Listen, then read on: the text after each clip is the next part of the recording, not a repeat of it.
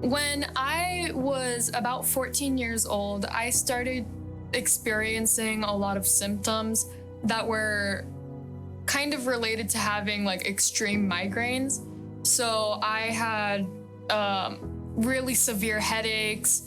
I had a lot of nosebleeds. I would get dizzy. I would black out every time I would stand up.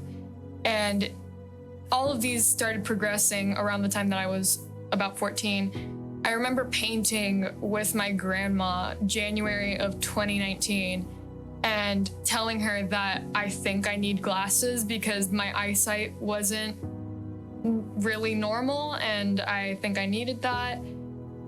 Later on, around March, the symptoms just became extremely severe and I realized that I could no longer really see out of my right eye. And I started kind of panicking. I went to my mom and I told her, hey, I don't know what's happening. Like every time I stand up, I black out, et cetera, et cetera. And she ended up taking me to a cardiologist. Nothing came out of that. And so we just thought it was migraines. Later on in May, right after I graduated from my freshman year of high school, my mom took me to a VisionWorks in Target, and that person kind of realized that I wasn't seeing the letters and I wasn't able to read anything. And so she ended up sending me to a specialist. But then the next day, I had an appointment with my endocrinologist, and he realized that my pupils weren't dilating at all, and that it was super strange because they should dilate whenever he shines a bright light into my eye. And he ended up sending me to a specialist that same day. All in that same day, I found out that I had a brain tumor about the size of a baseball. 3 months later, after my first surgery, my brain tumor started to grow back rapidly and it was super weird. So they sent me to do another brain surgery. And after that brain surgery, I was cleared. And the tumor was benign and I'm all right now.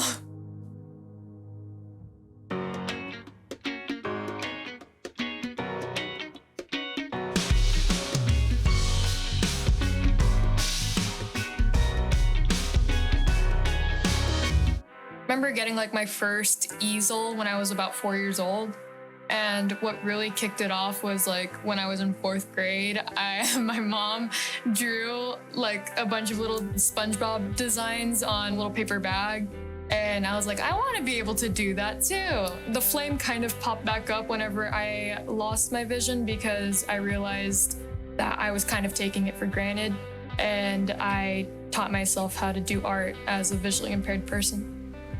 I went blind when I was 15 years old, so I'm 19 now, so a lot of people don't expect someone who is visually impaired to be an artist. They think that we don't appreciate art, but a lot of us do, and so I really love showing that blind people have a favorite color too. So I primarily use acrylic paint to create different textures. So for example, I'll use a glossy Mod Podge on top of art that I want to make shiny, and it changes the texture so that people can feel the different textures. And it helps a lot of blind people to distinguish different shapes and textures in my artwork. I'll also use different papers, fabrics. Sometimes I'll sew the canvas, sometimes I'll add sand. The mushroom, I did that recently as a test painting because I ended up doing a special technique with a palette knife that creates a lot of texture, and I wanted to try to do like a rough terrain around the mushroom, and it came out cool. So when I was in this hospital, the first time whenever we found my brain tumor, I was in the hospital bed and I was painting a little picture of trees, kind of like a Bob Ross-esque picture. And when I was done painting it, I showed it to my mom, and she realized that all the colors were messed up. And that was kind of the painting that made us all realize that I was colorblind. And yeah, it's kind of like a momentum of that everything is kind of different now. If I could describe a emotion using a color, I would probably use pink to describe kind of not understanding, or I guess wanting to understand, because I cannot see the color pink. I see it as something different. And so a lot of people see me and they're like, that doesn't look like a blind girl, or what people would expect a blind girl to look like. So I kind of relate the color pink to that, because I don't know what the color pink is and I can't see it anymore. So the rose with the eyeball, it's kind of a design that I do a lot, and it pops up in a lot of my art. I have almost like a signature flower with an eyeball. I have murals and many paintings that all have flowers with eyeballs in it. It's kind of just like almost like a metaphor for, like, you know, eyeballs are pretty. That's not a metaphor, but just like, I just like painting it, and it kind of expresses that, like, hey, the person who drew this has something wrong with their eyes, but she's still cool.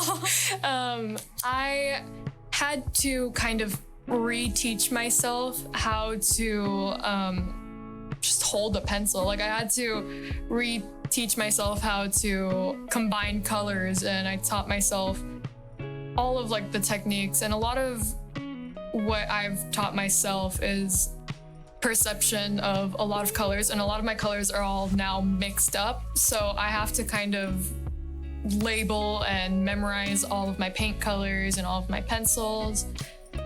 It was a lot of accommodating at first, and also I have a very small field of vision that whenever I paint something, it took a lot of getting used to so that I can get all of the proportions correct. Yeah.